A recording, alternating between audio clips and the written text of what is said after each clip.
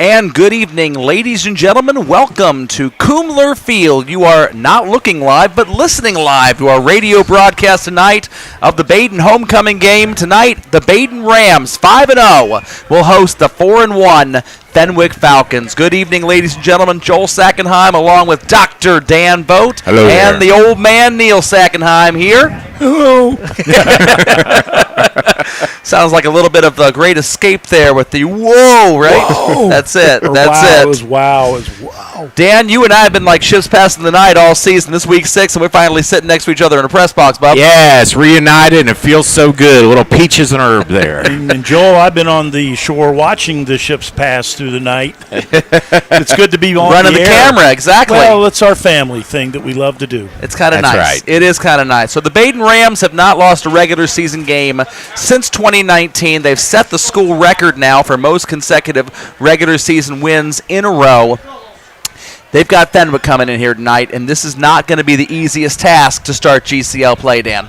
No, it's not. And I think both teams, everyone is enamored with the offense in high school football, but I do think the defense drives both teams. And overall, it's going to be a tight one, guys. Dan, you mentioned something interesting when we were talking off air ahead of time, talking about scoring in the second half. Neither offense producing a lot of points in the second half, but I might contend neither offense needing to produce a lot of points in the second half. Yeah, I agree with you. I went back and researched the numbers, and it looks like Fenwick scoring on average 14 points in the first quarter, Badin 10.5. Second quarter, Badin's doing a little well, 17. Fenwick's steady again at 10. But then in the third and the fourth quarters, Fenwick is actually averaging 0 in the fourth quarter, and both teams, overall 7 to 10 points is all they score in this second half. So my theory was originally maybe there's halftime adjustments here and the game slows down. Your contention, which I do agree with now thinking about it, is both offenses just trying to milk the clock and hold that lead. We've seen a lot of examples in Badin recently. Hamilton against Badin week 1, where Badin had a 15-0 lead at halftime and won 18-0. The Ross Badin game last year comes to mind, where Badin had a 20-0 lead and ended up winning at 23-0.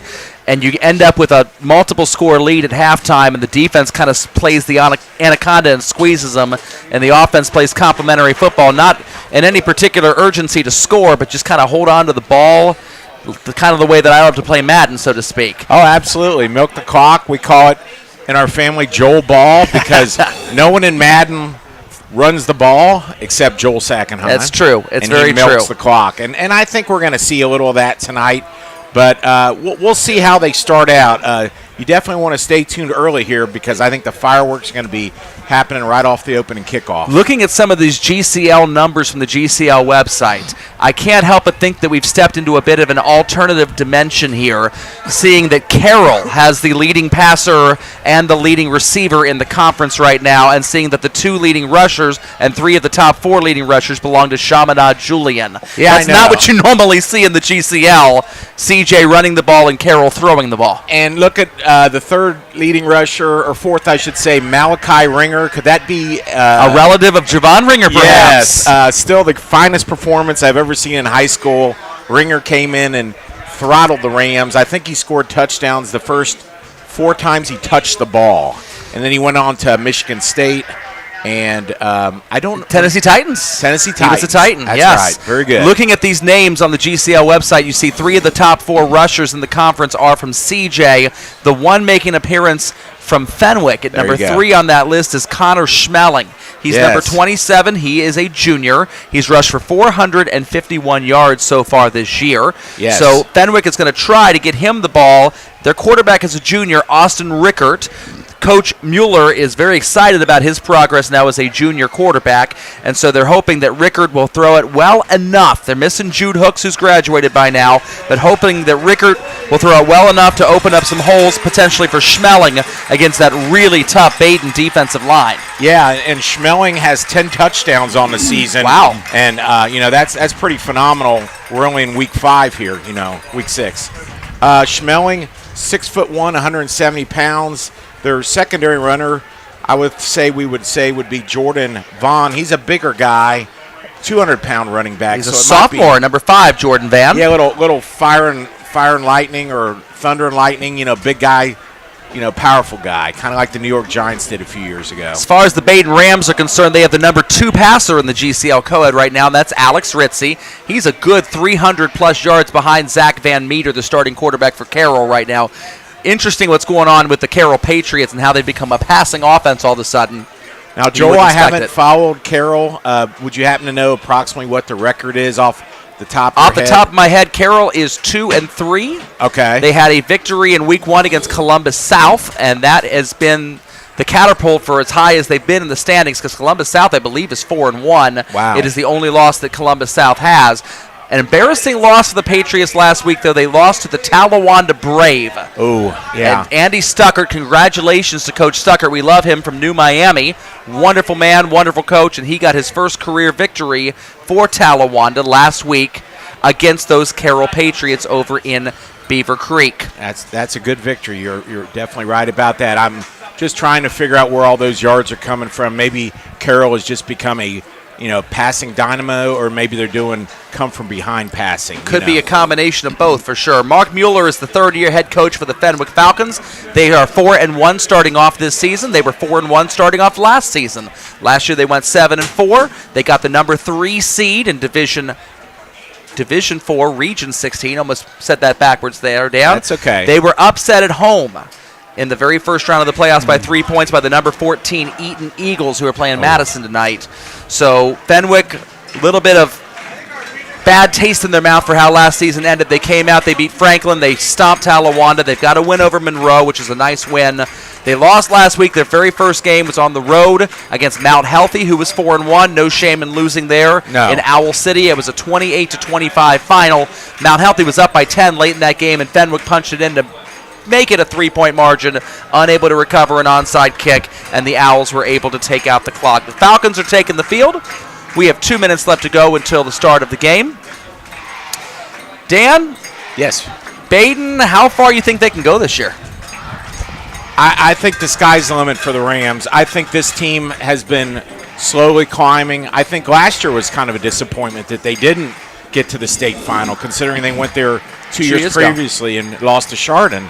I think right now they're number 2 in the entire state on the Ohio AP Prep poll, only trailing the Toledo Central Catholic Fighting Irish. Oh, yes. And if you look up Toledo on the Joe Idol website, Toledo is a juggernaut school playing Division I and Division II teams the entire season. So they're getting all those secondary points that Joel has taught me about over the years. Hence, they're the number 1 AP-rated team. But Badin they've done everything you could ask. They beat an excellent Hamilton High team in week 1. Kind of surprised me a little bit. I didn't have a chance to see that game. I was on vacation.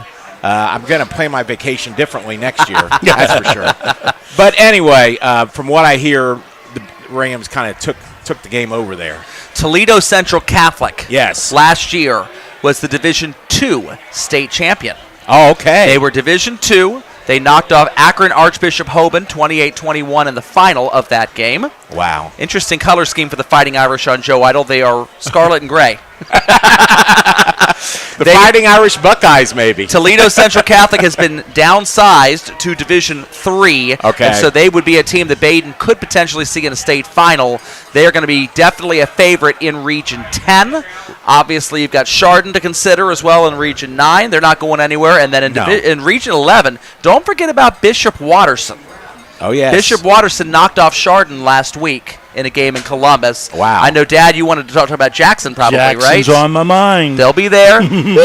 We saw them last week against Ross. They look very good. They do look good. Jackson, Granville's in that region. Bloom Carroll, who was the defending state runner-up, they're in that region. So Region 11 is loaded with talent. Badin is the clear favorite in Region 12. And it could be interesting because Chardon lost last week, and we were all surprised. Right, Watterson got him. That Right, 14-10. That was Watterson. That's right. That's all right. We are ready. The ball is on the tee. The Fenwick Falcons ready to kick this thing off. They're going to be kicking from right to left on your television screen because you can't see us because we are radio tonight. We have faces for radio. Morris kicks the ball off, and it's going to be fielded deep at the 2-yard line and booted. Finally scooped up by the Rams. It's Carson Cheek. He's going to run it around the left side. Whoa. Break a tackle. He's got a couple blocks on the left side. He's got a seam. Down the sideline, and he's going to have a 98-yard touchdown run on the kickoff return. Carson Cheek. And that didn't take long, folks. Just the way he planned it. Booted the ball, and everyone just kind of watched like, what's going on? That happens. Yeah, he picked up the ball, scampered around the left end, outran the defenders. Just a crazy play, guys. You need something not exactly according to plan. Yes. And then everybody's kind of got themselves in a groove and a momentum, and all of a sudden it's all broke off. Wow. But he found a room around the left, and he ran about 80 yards down the left sideline all the way down. Okay, we got the extra point here, Joel. This is number 88. This is Nick Warner to kick the extra point for the Rams. Ball is snapped. It is up, and the kick splits the uprights, and the Badin Rams. We have played 16 seconds, and they have a 7-0 lead. Well, I said there's a little bit of fireworks going on early in the game. I'd never dreamed it would be this early. Joel, you had the graphic in front of me earlier before the broadcast. I didn't know if you were going to intend on using it when it came to statistics for Yes, we have the that. year. Thank you, Dad. This So is I wanted a to make great a comment. time to bring that up here. Well, look at these two teams. They're almost dead even when it comes to scoring points per game. So this could be a shootout. We don't know how well the defenses do, yet the defenses are almost even except the 2-1 margin, where Fenwick kind of gives up twice as many points a game as Badin, but all in all, that not a lot of points given up by the defense. Yeah, these are two teams that have had good offensive efforts, but they're also bread and butter is the defense. Badin didn't get to see the Fenwick defense there. That was a special teams touchdown, and the Rams have a 7-0 lead. Ball goes on. Go ahead, Dad. Badin's ahead of schedule, Danny, on their 14 points for the first quarter. Yes, they are. Ahead of schedule a little bit.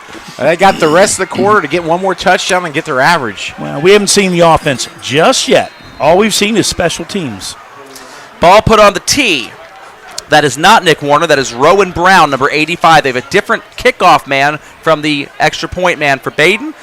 It is a pooch kick around to the 7-8 yard line. It is fielded by Fenwick on the fly. That's Jordan Van. Van is going to take it around the right side. Wow. He's going to break a few tackles. Gets it all the way past the 40-yard line before he is finally wrapped up.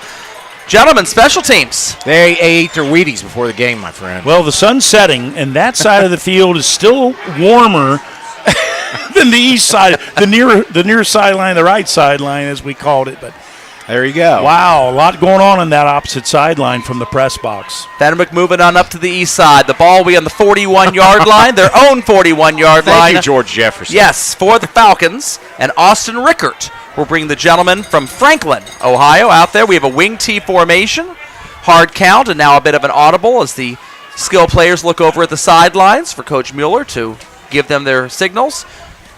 Man goes in motion. That's Van. This is a fullback dive up the middle to Schmeling, and Schmeling is not going to have much room there. No. Interior line of the Badin Ram defense. We're going to have a couple big bodies coming up off of this pile. I see Royce Rachel is one of them, number 28. Yeah, that's why I saw two, Joel, coming out of the bottom of the pile. We usually give credit to the one who gets up last. He was involved. I wish I would have known that. I would just laid on the field a little extra back when I played. Get your name called? Yes, exactly. I would have fell for By it, Mr. Dan. Dick Schmidt, yes. 2nd and 9. Handoff goes to Van around to the right side. He's got a couple blocks, punches it out, breaks a tackle, pops it past the midfield line. He's going to have enough of the first down. A nice, sizable gain for the Falcons on a right tackle run, essentially, on that play, Dan. Very old school, very effective. 15 yards, Joel, first down. And I have a worthless comment, but again, that far sideline is hot. Hurry up offense for the Falcons. Man in motion. It's Van. They're going to run the same exact play to the right. He's tripped up. Little shoestring action there, looking to see the Badin player. It looks like that's Zach Yorty that made the initial hit. Little cleanup action as Van was tumbling down to the turf, and he's only going to gain about a yard. He gained a little farther than that on the scooch, but once his knee touches the ground, that is the end of the play. That's right. Carson Cheek over there also. And I think from the back. And Aiden Brown was involved as well. There you go. So we have a 2nd and 9 now for the Falcons. They are Monochromatic white for the most part, Dan. We've got white tops. We've got red numbers, easy to see, with a little bit of yellow trim, white pants, a little bit of a tri-stripe going horizontally across the bottom thigh of this uniform. It's an inside counter. This handoff is going to be, I can't see the Fenwick Falcon player. The Ram that tackled him was Nate Ostendorf. You got that. And it looks like that was number 2, A.J. Kaiser, the wide receiver, kind of coming in for that counter going from right to left. Badin's defense not fooled on that, gentlemen. No, not at all. Only a yard gain there. It's going to set up probably about a 3rd and 8. Yes, 3rd and 8 from the 43. Fenwick will get to see now Austin Rickert and see this arm of his, as Fenwick is a more balanced attack. And this is a play-action fake. Rickert's going to roll to the right. He's got a little bit of blocking. He's going to take it upfield. He's not going to have enough room to get the first down. He's going to kind of finesse his way out to bounds.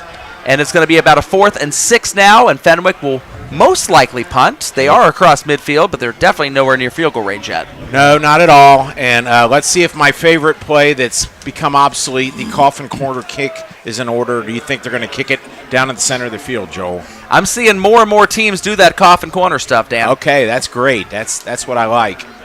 We have, looks like Aiden Brown deep, a single return man for the Rams.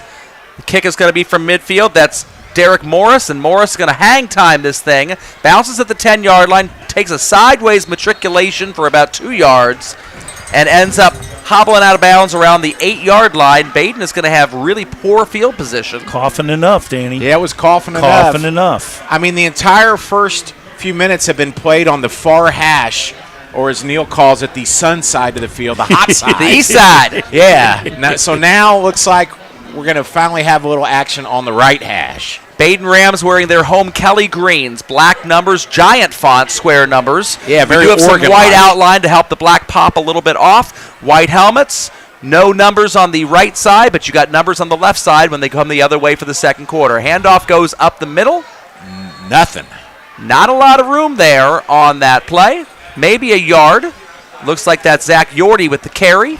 And looking at the Falcons defenders, I guess this guy turns around. Matthew Swisher, number 55, I found once again one of the last people to get up. Give me Cameron Hunter as well, number 57 on the weak side, also late to get up on that play, wrapping up the running back Yordy, the coach's son, the senior.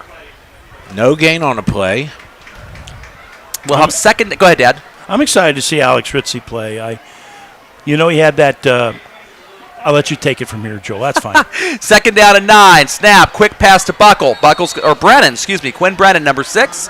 He's going to catch that. We saw them run that a lot against DeSales about 4 weeks ago, where the cornerbacks are backed off on coverage, and you can get that little 3-step drop and that little quick hitch out by the sideline anytime you want it. It's going to make it 3rd and manageable now for Badin, 3rd and 5. Yeah, that's 5 easy yards. I mean, maybe they can push that down a little bit farther and try that again.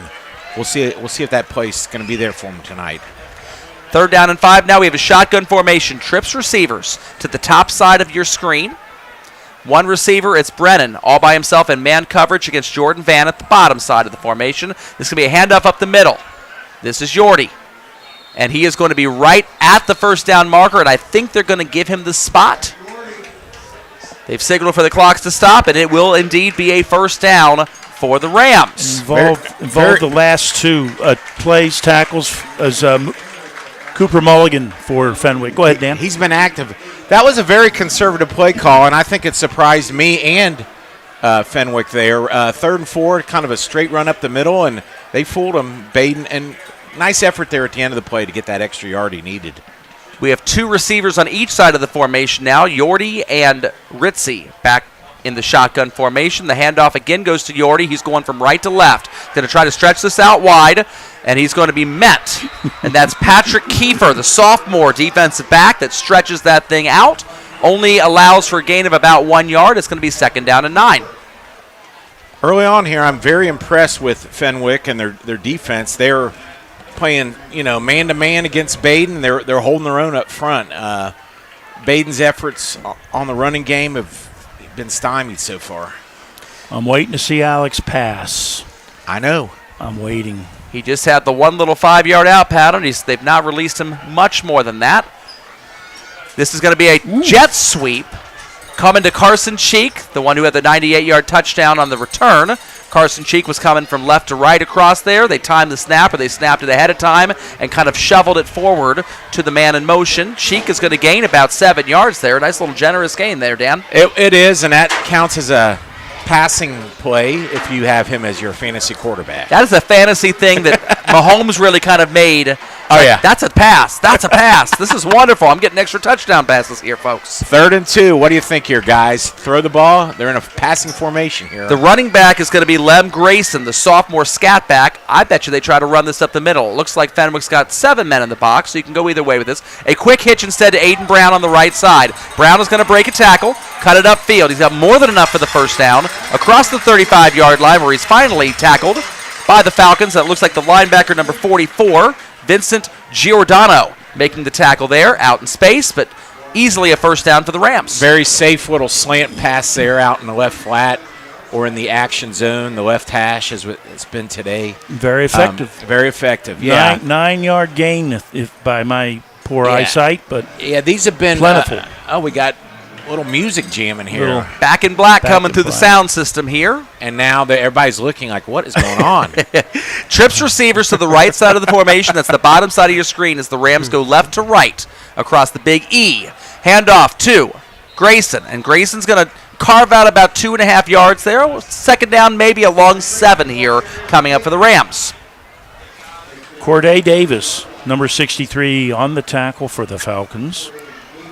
I'm always looking defense. I appreciate that. Oh, yeah. Try to these give credit to these the parents of these Falcons defenders also appreciate that, Dad. Absolutely. Want to hear my name called on YouTube, folks. Try to get the names, as many names as possible. Help me go viral.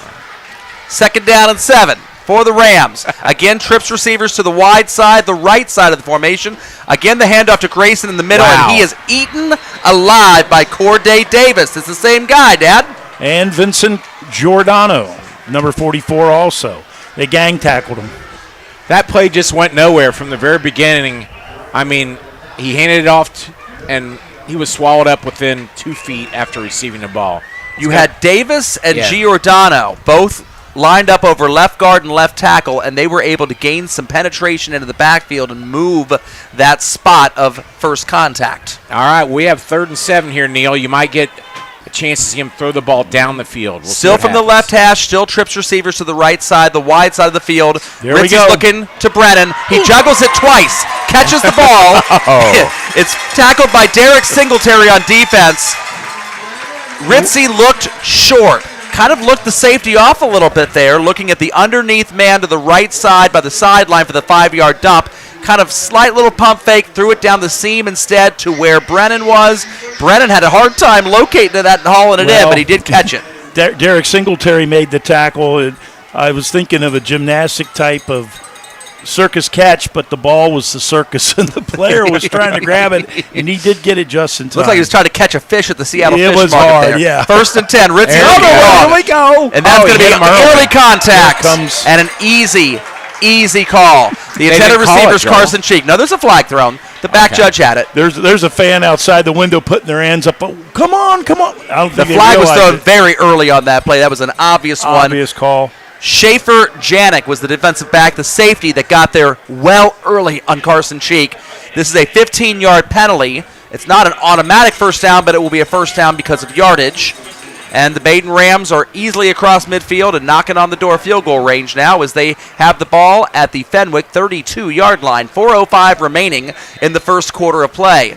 Well, you see Ritzy's arm strength there. He definitely has, what do you call it, skills and strength, right, Neil? It's exciting. I know he's got it. He's a senior this year. Yes. You know, he was placed on the state game, what was it, 2 years ago as a sophomore? It's a sophomore. Yes. So he's got some experience. That's why I'm saying I can't wait to see him. Ritzy fakes the run and then pitches it to Grayson, who's up the sideline. He's going to boulder and truck stick Jackson Kaufman. Kaufman does not make the tackle. The second guy on the play, that's Cameron Hunter, way out in space, had to get him from behind as Grayson has got that ball 1st and goal now at the 10. This is a great drive. Think about it. It's taking some time. I don't have the metric on that, but they started at the 8-yard line. Right. Yes. And, boy, you can see the Jets there with Grayson. Boy, he has some speed. If you've ever seen the Service Academy triple option, yes. There was no fullback dive there, and it was out of the shotgun, but the pitch looked very similar to what you would see in that type of situation where Ritzie got the linebacker to commit and then pitched it wide. Grayson is now lined up behind Ritzie, and Grayson's going to take the handoff. He's going to carve his way to the 5-yard line, get half of the yardage. It's now 2nd and goal for the Rams. And the Rams are going big. You see big number 75, Ethan Kent, 310-pound defensive lineman checking into the game now as the Rams are saying, where's the beef? Let me tell you, I remember when William the Refrigerator Perry was the first 300-pounder back in, 1984, Neil? 85? 85 was Now the we year. got high school kids weighing 300 Kent is pounds. lined up as a tackle eligible with Yordi as the H back and Grayson behind. They're using Yordi as a lead blocker, and Grayson is going to punch this thing in. Masterful formation. Badin has not shown that yet to Fenwick, but that's about as good of a power running formation as you're going to see out of the pistol there. Boy, great block by Yordi there. I mean, everyone loves the guy that scores, but boy, he got in because Yordi made the power block. That caps off a 92-yard drive. Wow, very impressive by the Rams. Looked great. They did. With the help of one flag on a pass interference call, but still, I think Badin had it. Warner lined up for the extra point. Here's the snap. There's the kick. It's got some height, and it is down the middle and good. Good. Thank you, Al Michaels. The Badin Rams have a 14-0 lead. Well, Danny, there's your 14, and it's 2 minutes, 54 seconds left in the quarter. There you go. So Fenwick needs to they got throw some a work touchdown to do. in here. They got some work to do, and I'll tell you, what an electric offense Badin has. I unfortunately have not been able to see them this year. I've called a couple games with Chris, and I enjoyed them. But, boy, Badin is definitely, as is advertised tonight so far. it just goes to show you the math looks good on paper between the two teams, but you really never know until they match up and actually play one another. So far, it's early to say. We'll see what Fenwick can do. That's a big part of it, Dad. And I'll tell you the other thing also is strength of schedule. And when you looked at that Hamilton game in week 1 and Badin wins 18-0, you really kind of scratch your head and think, how bad is Hamilton? Well, Hamilton's 3-2 and nearly knocked out Princeton last week. Absolutely. Hamilton's been really, really good. If you look at Fenwick's schedule, 3 of their 4 wins are against 1-win opponents, Franklin, Talawanda, and Aiken. Right. So while they've been rallying up some numbers, it's not been against the greatest of competition. And the one team they did play, Mount Healthy, they were 4-1 and they lost to Mount Healthy. The kickoff goes deep. It is going to bounce at the 3-yard line, and Van is going to not field it. Instead, let the ball roll into the end zone, so it will be a touchback, and the Falcons will begin their second offensive possession of the game from their own 20-yard line. 2:54 remaining here in the first quarter of play. Joel Sackenheim, Neil Sackenheim, Dr. Dan Vogt. Glad to have you with us on homecoming night here from Kumler Field. So Badin's going home to Trenton. Isn't that great? Their only home game on this field all year. Oh, wow. I guess that makes it a homecoming, right? Well, I'll tell you, yeah. the best homecoming is yet to come. Oh, it in, is. 2 years? It is. Is that when it's going to be done? Melzer says they need about $5 million more. So anybody listening, if you got $5 million in the bank, Badin will happily take that and help build that stadium. A handoff goes up the middle to Schmeling. Schmeling is going to be wrapped up and tackled. It looks like 69? 69. I agree. Nice. And we don't have a 69 on our roster. We both all flipped the pages, folks. And The unknown it went soldier, from 69. 65 to 70. So we are sorry, number 69. We cannot give you credit, number 69, unless somebody else knows who he is. You do not exist. Who we got? Who? Jared Livelberger. All right. He's listed as number 90. But tonight he's wearing 69. 69. Joel, I'll make a correction on my sheet, please. And we Thank have you. a timeout taken by the Fenwick Falcons. That is their first timeout of the half. It is 2:19 remaining in the first quarter of play. Like to give a shout out tonight out to Virginia, to Elise Bennett, former student of mine at St. Anne's and also a former St. Joseph Blue Jay for a bit. moved out to Virginia with her family. Her older sister Zoe was a Badin Ram for a while. They went out there to Virginia. Elise is a freshman in college and a starter on the Sweetbriar Vixens college soccer team. Scored 2 goals a couple nights ago in a 10-0 victory, and it is her 18th birthday tonight. I love that There name, we go. Sweetbriar Vixens. Wow. So shout out to Elise. One of, and I will say this, Dan, probably one of the top 5 most likely people to get to heaven someday. This kid has that much of a big heart about her. So That's beautiful. I hope you're having a wonderful 18th birthday, Elise, out there in Virginia. Meanwhile, here in Kumler Field, the Falcons are throwing you a birthday party by throwing a flag on a false start coming out of the timeout. So it's not going to be 2nd and 8. It's going to be 2nd and 13 now for the Falcons. 2:19 remaining here in the first quarter of play. 14-0 Rams. And the Falcons have the ball on the right side of the field going toward the left at their own 18-yard line as we play House of Pain through the sound system. Everybody jump around, Rams fans. Man goes in motion. And a whistle blows and another false start for the Falcons as they continue to move the ball backwards. Well, I'm not going to go out on much of a limb here, but I'm going to say Austin Rickert is going to be throwing the ball here. And he certainly looks the part, doesn't he? A junior, 6'4", 210 pounds, big kid. Wonderful. I'll tell you, he's got the size. And he's just a junior. Yes. So Coach Mueller has another year with this guy. Oh, next my year. goodness, yes. So I say the Fenwick program is going to be going up and up and up because I'll tell you, when you have a junior quarterback that's that tall and that strong, it's only going to get better. Here's the snap and the handoff to Schmeling up the middle, and he's belted up the middle. There is no room there in the end. Drew Enninger and company going back to make the tackle for the Rams, and it is 3rd and atrociously long now for the Falcons. Atrocious. 19 is correct. That is atrocious. You are correct. No, it's 19. Yes, that's No, correct. 19. Atrocious is not a number, Dan. I heard the scientists. I did Paul Hardcastle. 19. I heard from George Carlin, scientists have discovered a new number. Yes. It's called Bleen. Bleen. It's between 6 and 7. Okay. Handoff to Schmeling up the middle. He's got a lot of room, but Badin is playing really soft there. Little prevent defense. Wow. It's going to look really good on the stat sheet. It's like about a 15-yard gain, but it's not going to be nearly enough for the first down. I'll tell you, Joe, he was one player away from popping it all the way. I was going to say, it looked a little too soft to me. Very soft coverage. The Rams were definitely expecting pass on that. Both safeties had the running back red there. I think they had him contained. I think, was that Aiden Brown on the tackle? I think it was, number 1 for Badin. He's dropping back deep now as the return man for the Rams, as the punter, Derek Morris, is on the field, the senior, number 4. It's 4th down and 3 from the 27-yard line, and Fenwick is going to snap it to Morris. Almost blocked by the Rams, but the punt is spinning sideways. Lands at the 50 and rolls for about 15 yards, a Fenwick-friendly roll, maybe 18 yards total on the roll, and the Falcons are going to down the ball at the 31-yard line. Looks like that was Ben Abbott. Hey, Abbott! Fielding it deep for the Falcons. I noticed that Brown was back there to get the punt, and I always like to estimate just how far back they are in relation to where the line of scrimmage is. And Brown was expecting a 45-yard punt, which I thought was rather generous. And sure enough, the ball bounced in front of him a good 20 yards, and he couldn't do anything. That punt was disturbed. Yeah. There was Badin penetration.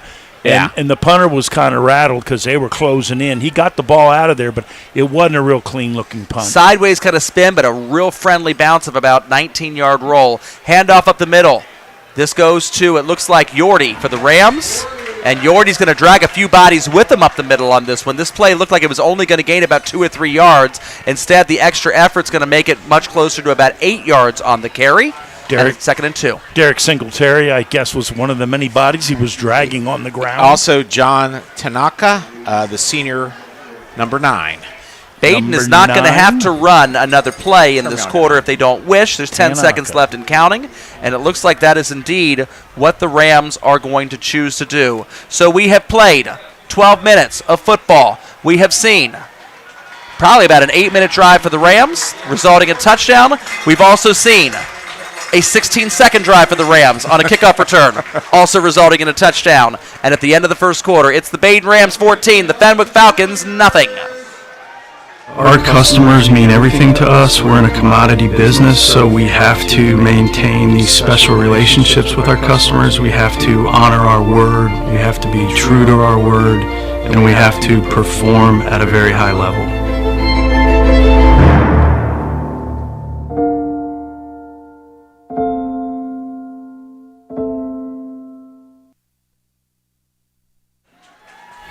We are back here on homecoming night here at Kumler Field, and I'm sure the great Dirk Allen is getting his vocal pipes ready to announce the entire Badin homecoming court at halftime. Always a good tradition for the Rams. And yes, Dad, only a couple more years of having this in public school sites because the Badin Rams are building up and buying up property all around them. I'll tell you what, and I want to say it's premature in this game, but I guess we got years since the COVID outbreak and stuff. Badin is building a culture. They are winning games. Their following is increasing. People are talking about them, I'm sure. Badin's something to talk about. Absolutely. 2nd down and 2. Badin now changing directions. The handoff goes up the middle, and he's not going to have enough. Well, the referee on the Badin sideline kind of motioned. I'm surprised by that. They signaled stop the clock, and they signaled move the chains, and it looks like they marked him a half yard short. I don't think Coach Yordy's going to complain about that at all. It's going to be a 1st and 10 for the Rams. That was a good the 41-yard line. I agree that the referee on the side really didn't know what he was doing there. You know, number 77, Jack Thierry from Bishop Fenwick. He made the tackle. I don't think he'd be too happy about that. It looked a little short to us. 1st down and 10 for the Rams. Interesting formation, but it's still going to be a power handoff up the middle. Oh, and there's a flag behind the play. This is a 10-yard rush by Grayson, but it's not going to last, I don't think. All kinds of extra tight ends and H-backs in that formation. Yeah, Jackson Coffin there on the tackle. He kind of was steamrolled, but it's going to be coming back, it looks like. Referee still chatting about it as they point to the spot on the 43-yard line. So the foul happened 2 yards up the field. Should set up a 1st and 18 by the time all is done. Holding on the offense. And so it will still be 1st down as Badin gets backed up. Well, it was a fast run, but it was wind-aided. You know, I guess you can't claim those yards. But it did look powerful, folks, to see it. Now for the Rams, they're back at their own, and Badin is going to lose a little bit of yardage on that little wide receiver screen pass. I think the Falcons probably saw the tape on that play because they were right there. They weren't fooled or anything. Great defense. Yeah, not at all surprising there. And I was kind of wondering about Badin's philosophy there, trying to pick up 18 yards, and certainly what they were trying to do was just nibble that deficit down, and now, unfortunately, it's 2nd and 19. Yeah, you nibble a -1 there. Yes. 4 receivers all lined up to the right side of the formation. It's Ritzy takes a shotgun and rolls right. He's got a man, Aiden Brown, that stops in the flat, catches it, runs it up the field. Nice runs play. through a couple of Falcons and coughs up the ball at the end.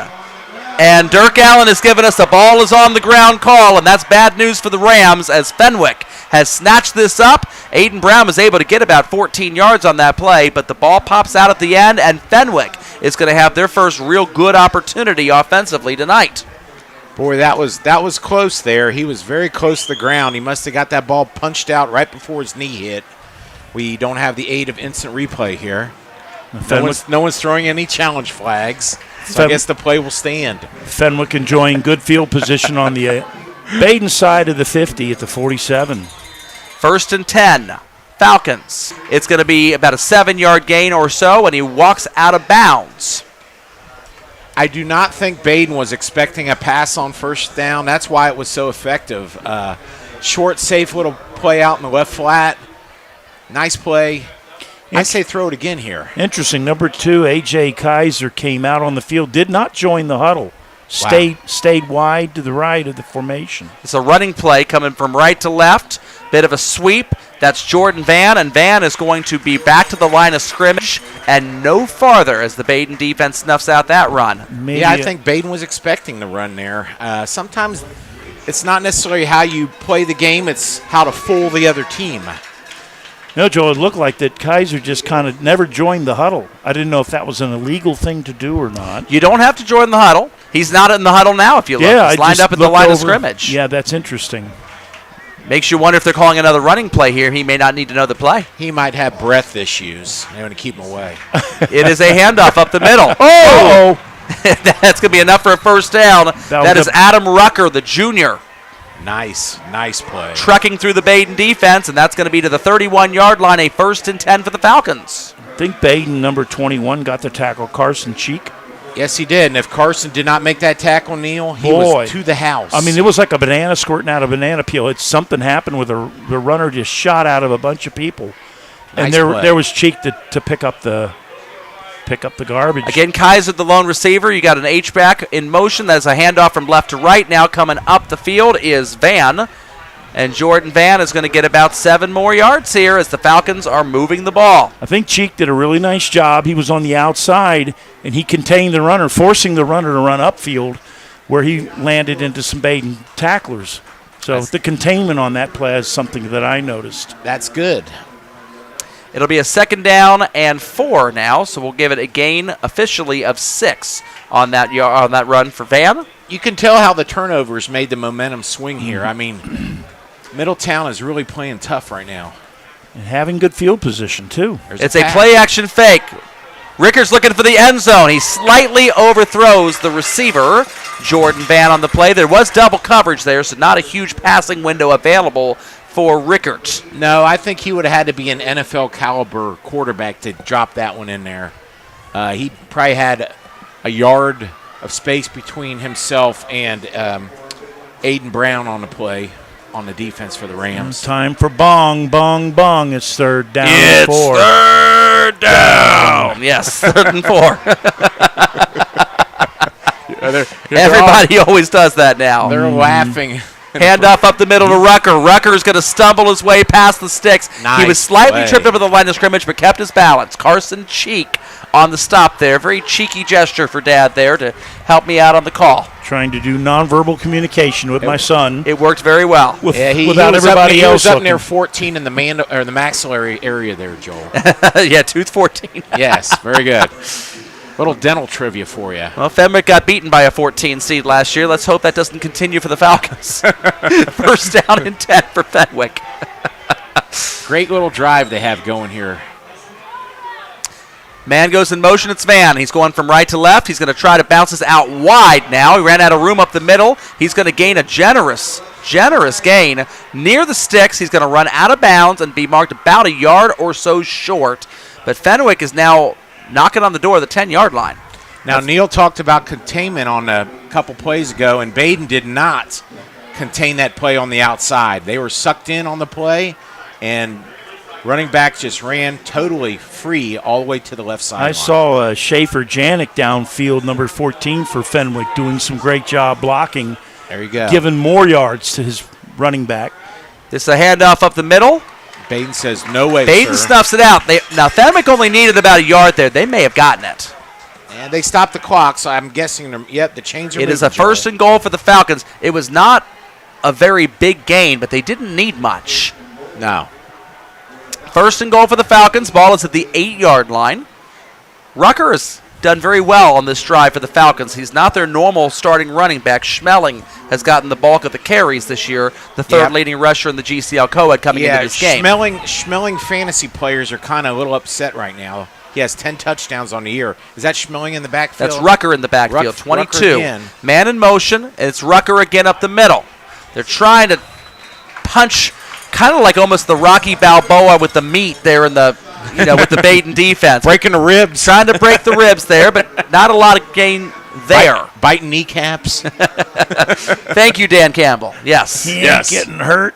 He's getting mad. Gotta get angry. Oh, yeah. You can dodge a wrench, you can dodge a ball. That's right. 2nd down and goal from the 8-yard line for the Falcons. Come on, Rocky. And now we see 3 receivers in the set and a tight end. Shotgun formation for Rickert. 2-step drop and throws it immediately. It is going to be incomplete. A little high there on the throw. Boy, he had him out there, Joel. A little hot, too. The receiver on the play was Kaiser.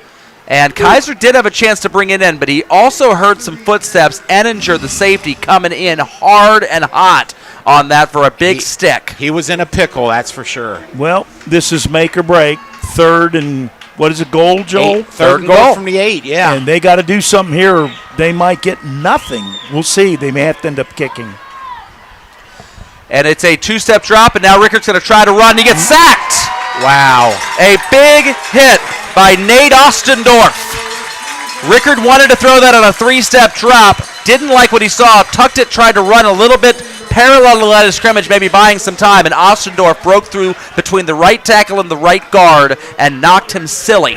I said make or break because now they got to kick a field goal, and I think they got a good chance of scoring. Yeah, 25-yard attempt here, guys. Fenwick. This is going to be Derek is good. Would have been good from 55. Credit to A.J. Kaiser there. That was a low snap on the play. And Kaiser was able to wrangle that thing and gain control of it pretty quickly and put the ball down. So from the 9-yard line, we'll add 17 yards. Call that, a 26-yard field goal for Derek Morris. And the Falcons are on the board. What do you think of that third down formation, guys? I noticed that Fenwick's receivers were way in tight next to the line, whereas when Badin has third and long, they spread them out pretty wide. Thought it was interesting because it kept the containment more inside, hence the sack was kind of easier to do. Yeah, Fenwick doesn't like to spread out near as much as Badin does. Badin likes that open room, and that gets their receivers out in space and some one-on-ones, two-on-two type of things. Right. Fenwick is a little more traditional in the way they line up, but they're at the goal line, at the 8-yard line, they weren't. Right. And Ostendorf was able to take advantage of a little wider split between the guard and the tackle. I see what you're saying there, Dan. Yeah. I just thought they were kind of bunched up, and it just seemed like it was clogged from the beginning. That's a play that Fenwick probably hasn't run quite as often as some of their other formations. That was a nice drive, though, about a 30-yard drive. Took several minutes. We're down to 5 minutes, 35 seconds here in the second quarter. That drive actually, I believe, was 47 yards. 47. That's they right. Were just across the 50 because of the turnover. The turnover. And I was thinking Badin was probably outrunning him, yardage 200 to very little, and now that's starting to shift in the balance. It's going to be a touchback on the kickoff. Big leg for Derek Morris, the kicker. He punts, he kicks, and he's got a lot of leg to him. And I apologize to Fenwick for all or nothing comment. You get the impression when you watch high school that field goals just don't happen all that often, and it's not really true anymore. No, they. They're happening soccer. a lot more. They all kick. It's well. incredible what they do now. It is incredible. Well, if you Because can I'm get so old, I remember when they were straight-on kickers. if you can get a soccer player to sign up for your football team too, that does help you out quite a bit. Oh, it's gravy. 1st and 10 now for the Rams. This is going to be a handoff up the middle. And it looks like that might be Yordi. A helmet comes flying off. It's a white helmet, but they both have white helmets. Fenwick has white on now. And as John Madden says, there wasn't a head in it, so That's they're good. okay. And that's actually Grayson playing running back right now. We saw this up at DeSales a few weeks back where Yordi started as the running back, and by the second quarter, Grayson was getting the bulk of the carries. I'll sneak in Matthew Swisher for the tackle from the Falcons. Sure, and he's the one who lost his helmet, and so he's off the field. 2nd down and 8 now for the Rams as Ritzy's going to go ahead and scramble. He tucks it He's and got runs room. left. He's got a room. man-to-man blocker, and good block by Austin Buckle to help spring him, and then he let him go before he held him. Ritzy runs out of bounds, which is also going to stop the clock with 4:54 remaining in the second quarter, and it's going to be enough for a first down for the Rams. Nice that you still have your clock management skills in that head of yours, Joel. every minute helps, doesn't it? It really does help. Well, Badin's made it out to the 35-yard line where they enjoy possession for another 4 downs. 1st and 10, 35-yard line, as you correctly say there, Coach Neal. And it is 2 receivers to each side of the formation. Balanced shotgun with Grayson. And this is Aiden Brown at quarterback, not Ritzy. Brown keeps it. Ritzy was lined up as a receiver on the far right side there, and it was a direct snap to Aiden Brown. There are flags all over the field around the 50-yard line and the 46-yard line. Aiden Brown got it all the way across midfield to the Fenwick 42 if it stands, but I don't know that it's going to. It looked like it was thrown during the time Jackson Kaufman was making the tackle. Right. I think It was there late. was a holding. I think it was a holding play downfield. This is interesting. If it's at the spot of the foul, Joel, do they just march it back from there and Badin still gets the first down? It'll be from the spot of the foul. They moved the other flag to the 47-yard line. Face mask. Badin. And so it will still be first down, and they're going to march up from the spot of the foul. So this is going to make it the ever so rare 1st and 6 for Badin. That is very rare. You don't see it all that often, but it does exist. Well, if they do that more often, that'd be great. They wouldn't have to do a 1st and 10 every time. Well, and look at the math. I'm still waiting for a Canadian football. I'm still waiting for a Belichick type of team to be able to run maybe 20 yards downfield and get that penalty and make it 1st and 5, and you keep the down and you keep the clock running when you're trying to. That would be a clock runner. Speaking type of strategy. Belichick, we'll have to discuss that blocked field goal. Oh, how about it?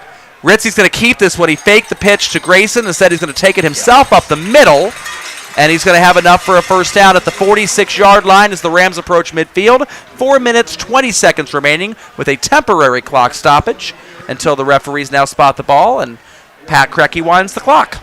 Derek Singletary in on the tackle along with Dylan Blankenship. And I'm going to give Kendon Dial also prep for that, number 36. So 1st and 10 Rams, trips receivers to the right side of the formation. It's Brennan, and it's Brown, and it's Cheek over there on the one side, and then Buckle is on the bottom side, the left side of the formation. Grayson's going to take the handoff from Ritzy, and he's going to be wrapped up by number 44, and that's Vincent. I mean, that sounds like a good pizza, doesn't it? It does. You ever had the Giordano? I think It's a very deep dish pizza. Yeah, it is. I think it's up in Chicago. Oh, yes. The guy who looks like Vinny. Ritzy didn't take much time at all. They're driving yet not too fast. Milking that clock. We're down to 3 minutes and a half. They're 1st and 10 at the 41-yard line of the Fenwick Falcons. Yeah, they were just at their own 35 just a minute or two ago, and now they're on the other side. And the clock is exactly where you'd like it to be. Certainly. Ritzy's going to throw this. He's looking longer down the middle again. Cheek. Very similar pass play. Kind of sent a 3 vertical with a short route to the right, but Ritzy knew exactly where he wanted to go. He threw it in the zone coverage and found Cheek in between 2 defenders for a first down. Yeah, it was funny because I was watching Jackson Kaufman, the sophomore for Fenwick, and he was just watching the ball, and he thought it was going to be an overthrow, and out of the blue, Cheek just elevates, goes up strong and high and caught it. It looked like an NFL catch, how these guys can get up in the air. I think it surprised him. I think it did. Well, you say about zone defense, line up in between people. He found the hole in the zone. This is going to be a handoff to Grayson. He's not going to have much room at the 19-yard line. Might have gained a yard. We're going to hit, there's no 2-minute warning, but you get the idea. We're going to hit the 2-minute mark of the second quarter here. Vincent Giordano puts his hands up in the air in celebration with a good tackle for Falcons. We're going to have now 2 minutes, and the ball is at the 19-yard line, 2nd down and 10 for the Badin Rams. And in case you're wondering, Grayson is only a sophomore, so the hits keep on coming for the Badin Rams. Oh, yeah, Grayson, he broke out against Roger Bacon last year. We were at that game. Ritzy's got a man. Does not hit him. Instead, he throws it again to his target. Looks like that's 43 out there. Jake Baker, the tight end. We've not called his name yet today. He was coming across on a crossing route. It looked like Ritzy might have had an open receiver on the backside of him, but didn't catch him. He'll look at that in game film over the week and see if that is indeed something he missed or if he was wise not to throw that. That ball landed probably about 4 or 5 yards out in front of him where he was heading. Big play here for Fenwick's defense. 3rd and 10. They want to keep this, under 2 touchdowns. Ritzy's going to scramble right. He's going to set his feet, try to run back left. He doesn't have much to work with. He's going right again after breaking a tackle. There's going to be a flag thrown behind the play. Ritzy's going to scramble out to the right. He's going to manage to gain about 12 yards on the play, but it's not going to last because we had a hold back in the backfield. Vincent Giordano had about 3 chances at the sack. Ritzy broke 2 of the tackles, and then Giordano got held on the 3rd one. Yeah, there was 2 flags there, and then there was also a white towel that one of the defensive players wore around him. So when you tear off the defensive player's white towel, that will bring the flags. Yes, the holding penalty is indeed the call on the play. That's gonna hurt. It's almost, I'd say, definitely on the fringe of field goal. It is. I'm gonna call it right here. I think Badin is gonna maybe get 5, 6, 8 yards just to set up the field goal. Try and go into half. with a 17-3 lead. We'll see what happens. See if they throw the ball down the Yeah, field. field goal would be nice here. It's third down and about 20. Yeah, so Fenwick needs to just Ritzy's going to try to throw this ball. Doesn't have anything open. Now he's got a man short. It's caught on his knees. There you go. So he did exactly what I said. About half the yardage there, and that looks like that's Brennan, number 6, that comes up with the ball. He would have loved to have caught that ball on both feet. Interesting that Fenwick is not taking a timeout here and forcing Badin's hand. Oh, it's absolutely interesting because they have 3. They have 2 left. Right, so we have a 37-yard field goal because of the 10-yard play. So Badin was playing pretty much for the field goal. Very smart coaching by Yordi there. They want to get the 3 points here, and Fenwick should have. Badin's just saying, well, let that clock run, Yeah, guys. Badin's actually probably going to take a timeout at the very end of the play clock here. Sure. Yordi is nobody's fool when it comes to clock management. No, he's not. One of the better ones in high school football. He sure is. And we're down to 39 seconds, and there's a timeout. And there's the timeout with the play clock running down. Coming up at halftime, we'll have all the scores that you care about and a few that you don't. As we talk you through what's going on in the state of Ohio High School Athletic Association, and talking about second-level points and playoffs and all that other good, wonderful stuff. Playoffs. Yes. We talk playoffs. We talk playoffs in week 1, don't we, Joel? Well, it's very important in week 1. Look what Badin has done beating Hamilton in the first week. They have parlayed so many second-level points off of that win. It's unbelievable because Hamilton has become a juggernaut. Hamilton, R.V. Crouch and the troops have arrived. Boy, he was so dejected. I listened to him on WMOH, our sister station. Oh, yeah. And let me tell you, he was just so dejected the way that game. He said, we told the boys to bat it down in practice. We told them, and you hear that all the time. And they both went up, simultaneous possession. Princeton catches the Hail Mary in the last play of the game and beats the Hamilton High. Big Blue. 6.5 points, not in Badin's column for that. Here we go. 4th down. The field goal is going to be attempted from the 28-yard line, so a 38-yard attempt for Warner. So at the edge of his range, it's up. It's not going to have the distance. And in high school football, that is going to be a touchback with the ball landing in the end zone. So not the worst thing in the world for Badin. Interesting that Fenwick decided not to take the time out there. They're probably going to run the ball and just go in at halftime with a 14-3 score, because you would reckon they probably would have taken the time out had they wanted to get something going offensively behind the arm of Rickert. Joel, I agreed with you. I was just very surprised there that the Falcons did not take a timeout there. I mean, they would have had a good minute and 20 seconds. And something of that nature, yeah. They would have the ball right now, 1st and 10 at the 20, and that's a lot of time. So we'll see what Fenwick does. Badin's got 2 timeouts, so they can't stop it all 3 times either. Both teams, if they want to go in at halftime, will have everything they need to be able to make that happen. Fenwick has 2 receivers out wide, man coverage with the single high safety for Badin. This is going to be a fake handoff, and Rickert's going to try to run it himself, and he is wrapped up and dragged down, looking for the Badin defender that got him. I see him, but we got a black number on a green jersey. It's getting harder as the sun goes down to see that. Yeah, I like the white numbers better. I think that's Yordi that actually got him and whipped him around, Zach Yordi. And it looks like Fenwick, Joel, is not going to be snapping it again. Looks like we're going to go into halftime here. We got a halftime score. The Badin Rams 14. The Fenwick Falcons 3. As the last few remaining seconds tick off of the second quarter scoreboard. Dan, what's gone well for Badin so far? Well, I just think Badin, for the most part, has controlled the line of scrimmage. They've been able to run the ball well, hit the long passes when they needed to, hit the short passes, and everyone doesn't think of the defense. The whole world is enamored with offense, but what can you say? Badin's defense, outside of a fumble and giving Fenwick a short field to work with, and still Fenwick only managed a field goal. So the Badin defense, once again, has been outstanding. They're only averaging giving up, 5 points a game this year? Something outrageously ridiculously It's not been small. much, has it? No, it's not been much at all. Halftime coming up. Halftime is here, and we've got scores to share with you guys. So, Here we go. without further ado, let's check our Butler County scoreboard and see where all the teams stand here. And other places besides Butler County. We got a few others that Fenwick and Badin will care about, but a lot of them are actually tied into Butler County tonight. That's great. So let's start at Virgil Schwarm Stadium. First quarter score, R.V. Crouch's troops have gotten onto the scoreboard first, and the Hamilton Big Blue, a 7-0 lead. Very odd to see Fairfield with a 1-4 record. This is their worst start they've had in quite some time. Yeah. Well, I suppose if everybody else is starting to win, that means somebody else is starting to lose, right? Oak Hills is winning more. Sycamore is up from last year, and Hamilton High School is certainly up. And Badin is loving life that every single time Big Blue gets a win, 6.5 more second-level points, because every team on Hamilton's schedule, except for Badin this year, is a Division I opponent.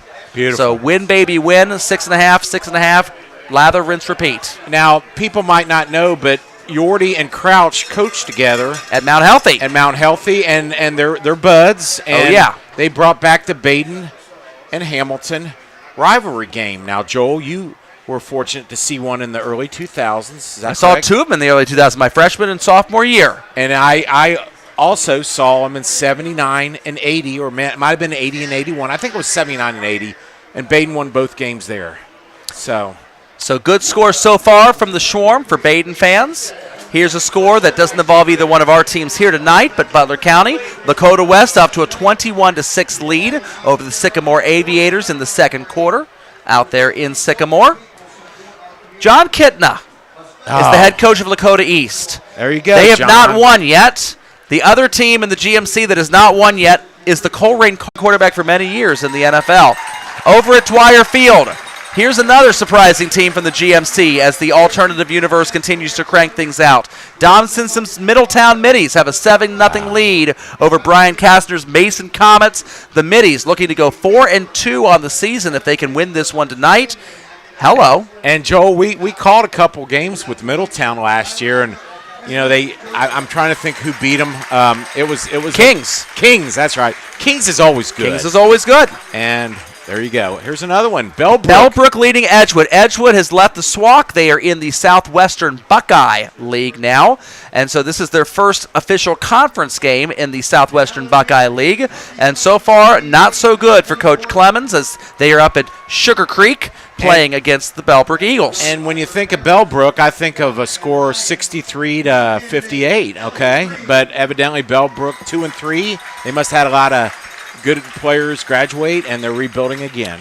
Bellbrook lost to Alter last week. No shame in losing at Roush Stadium. This is a score, though, that Badin does not prefer to see because Badin would love to see Edgewood rack up some wins. Edgewood's 1-4. Not a lot of second-level points there. That was Badin's Week 3 victory over the Cougars. Ross down 7-0 to Waynesville right now. This is not officially a conference game because Waynesville is in the smaller division of the Southwestern Buckeye Leagues. This is a cross-division game. Ross is in the Southwest Division, Waynesville in the Buckeye Division with Madison and crew. But the Waynesville Spartans, Division 5 program, but they're 4-1, and they got a 7-0 lead over Division 2 Ross. Talawanda, they're playing teams all over the place. They got a road trip in 4 weeks at Wooster, Ohio. But right now they're way up in Fort Loramie. The Brave, just one Brave, trying to attack the Redskins. More than one Redskin. We have a Redskin reference. And the plural is knocking down the singular tonight with a score of 14-0. Well, you don't want to attack with just one, guys. How fair is that? I remember going to St. Anne's School and when playing CYO football, and we had to battle all Saints. Now, how fair is it? Every single Saint all in one. Yeah, poor old St. Anne, grandmother of Jesus, has to battle all the Saints. So. Fort Loramie is a Division 7 school. Wow. And Talawanda trying to hang in there. Loramie has had better years than this year. They are not up compared to where they have been in the past, but they're up 14-0 in the first quarter tonight over Talawanda. And Fenwick beat Talawanda in Week 2, so the Falcon fans that are listening would prefer the Brave to come back and knock off the Redskins tonight. Franklin and Monroe. This is a nice score for Fenwick because Fenwick beat Franklin in Week 1. The Wildcats started the season off 0-4. They got their first victory last week as they knocked off, well, as soon as JoeIdle.com tells me who they knocked off, the Carlisle Indians, 26-0. Wow. Now, Franklin's scheduled up. I love high school football. You're still seeing Indians and Redskins running free, aren't you? Well, Franklin really scheduled up. They lost to Fenwick by 14, and then they scheduled Marion local for the second game. That was a 63-7 drubbing, the Marion local Flyers. Is there anything more dominating than Marion local? Oh, Marion local is taxes and Marion local. You can count on it. They see Badin winning 33 straight regular season games, and they yawn.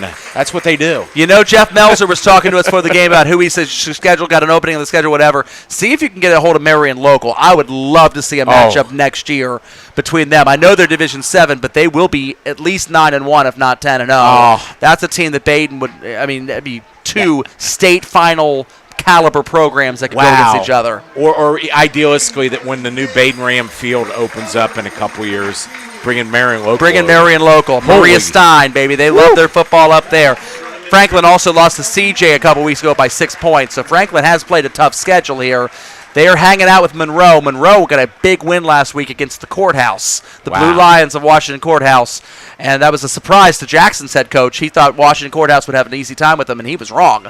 So Monroe wins that game. They're 2-3 now. Franklin could give 5.5 second level points to the Falcons if they can hang on and win this game at the Hornets' Nest. The Madison Mohawks started off 4-0, and their schedule has just gotten tougher, and their best running back actually just got hurt as well. We have the announcement of the King and Queen here. I didn't hear it, but I heard it. Looks like it's Luke Franchini is the homecoming king. That's a St. Anne Bruin. Good for lucky Luke. He's wearing his football jersey and his sash and his crown. The 225-pound offensive lineman is the homecoming king for the night. Good for lucky Luke. Here's the Queen. We're announcing the Queen here.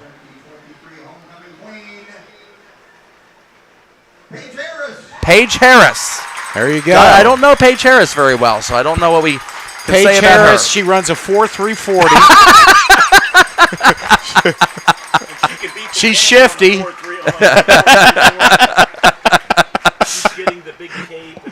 Oh, my goodness. Moves great in heels and in cape. Yes, that's right.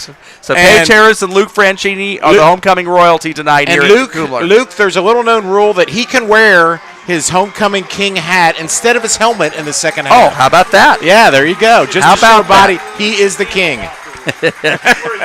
So meanwhile, as we were talking about Steve Poff and the Madison Mohawks, yes, those guys started off 4-0. Pretty good. They lost their leading running back. They lost to Brookville last week, who was the best opponent they've played. And now they have the Eaton Eagles. Fenwick knows a little something about them. They were the 14th seed that went into Cruisling and knocked out the Falcons last year. And Eaton is up 22-0 over the Mohawks. I'll tell you. They are getting eaten, Dad. You're right. Got to turn your mic back on, Dad. Yes, say that again. They're getting eaten by Eaton. They are getting eaten. Indeed, they are.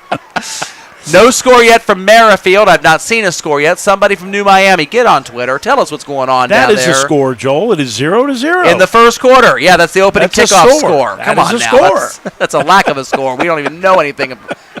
It may be a lightning delay for all we know. GCL scores. Hard to know who to root for Badin and Fenwick here because these are teams that each of these schools will play in the remaining 4 weeks. So whichever team wins, you're hoping you beat them later on. Alter up 21-0 over the Carroll Patriots right now. Well, I'll say this. Carroll's quarterback is going to be throwing in the second half. Yes, he will. The yards are going to be going. Adding those numbers for Van Meter. That's exactly right. Here's a surprising score. Wow. How about this? At Paradise, McNicholas up 21-0 on Chaminade Julien. I would not have predicted this score to be this. Bobo, I'm sure, is having a good night for the Rockets. McNicholas has not been impressive so far this year. Joel, did you put these? Is this score being visible on the computer? Yes, it is. Okay, don't you love the McNicholas logo there? That's their newer version of their logo. It's beautiful. I mean, it's got the cross in the middle. It's got the M. Now, if Michigan football did that, there's no way you could put a cross on that for Michigan. Yeah, no, you could. But no, it's the freaking Wolverine. Sorry, Matt Vogt. McNicholas lost in week 1 to Beechwood, Kentucky, and then they played a road game at Wheelersburg week 2. That's challenging yourself for sure. Yes. They lost a couple weeks ago to Bishop Hartley. No shame in that either. The Columbus Catholic schools seem to be pretty strong this year. Yeah, they gave Badin a tussle. McNick's only 2 wins are Goshen and Roger Bacon. Badin had beaten Roger Bacon 35-2. McNicholas beat him 35-0.